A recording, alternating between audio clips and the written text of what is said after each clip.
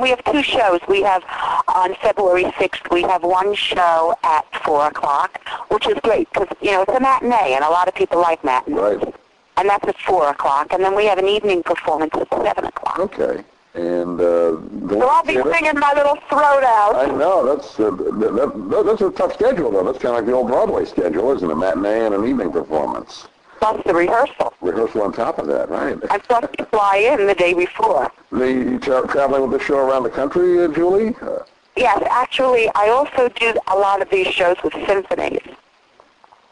So all this stuff is written for symphony as well. So last year I brought in the Gershwin show, and this season I took it to a lot of the different symphonies in Ohio and around the country and so forth. And I did it with Maestro De Leon in Ohio. And now I'm doing my Dorothy Field show, and we'll be taking that around the country as well. Great. Well, down the road, we have to get you to do with the Florida Symphony again. I know you've done that before with them, so we'd love to have you back on this side of the state as well. I didn't hear you, honey. I said we have to get you back with the Florida Symphony. You've been over on this side. Oh, yeah. The Florida Symphony. You have such a beautiful orchestra. I know. I want to come back and do the symphony in Florida.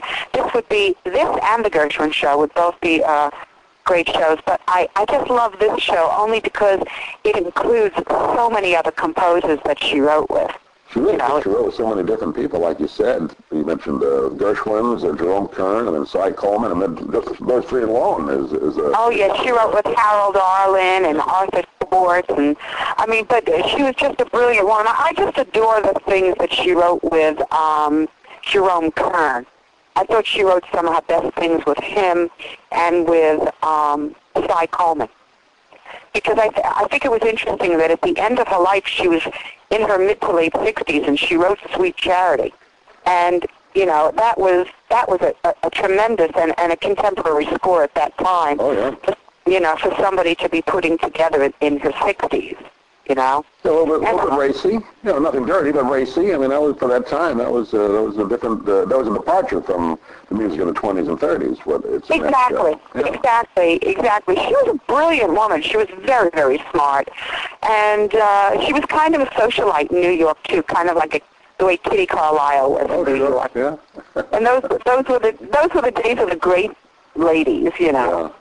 And when they had the 21 and the Stork Club, and when New York was real hotsy-totsy. I would have liked to have been around in those years, maybe the 30s and the 40s for a week, just to see what it's like. Oh, God. Just to see how they dress. No. It's interesting. No one would ever think of going, to the opening of the Met and not be in tie and tails. Right. Or going to a Broadway show and not be, dressed up. I still get dressed up when I go to a Broadway show. When we were kids, we went quite a bit, and because Mom made us dress nice, but now you go to these shows and people come in shorts, so it's a whole different. I know, it really is. It's upsetting, isn't it? It's upsetting. It looks out of place to me, but that's just the way I was brought up to, so what are you going to Well, listen, when they closed the Café des Artistes, that's when I knew, things were different. Right. When the Café des Artistes closed. Before we wrap up, I want to talk about your CD again. We played it since the last time you were here, and it's you did. You're so sweet. Oh God, thank you. But this is the new classic CD we're talking about. It's the new classics, yeah, and I am so thrilled because a lot of people go to Amazon.com. A lot of people buy online now. Sure. Because there are so few stores that actually sell CDs now. It's crazy. I went into Barnes & Noble the other day, and they sell my CDs, and they sell a lot of CDs. But if you're looking for something that's a little bit different and off the mark, it's really, then you have to find a specialty place, Right. And so a lot of people like to buy online, and I've been told from the distributor that we've done very, very well online. And I'm thrilled, and it's because of people like you that are so kind to, play it and let people know that it's out there. I really appreciate it. I really do. Well, we enjoyed having you on, and we post all the shows online, and it still continues to get a lot of hits. So hope it helps you out. You are a sweetheart, really. I hope that we remain friends for a long time.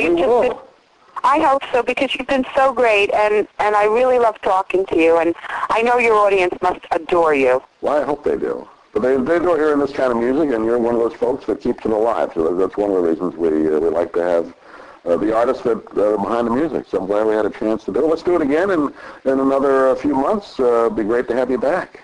Oh, you're a sweetheart, and I'll look forward to it, and I hope that I see you and all your listeners on February 6th at the Lyric Theater, either at 4 o'clock or 7 o'clock, and we'll share some really, really great American classics. And Julie, you got your website. If you want to get in touch with you or find out more about your schedule or your CDs, where can they go?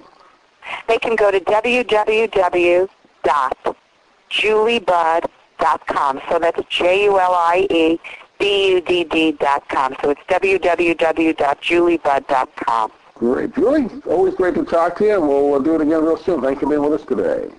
Thank you, my friend. All the best to you, and I'll see you soon.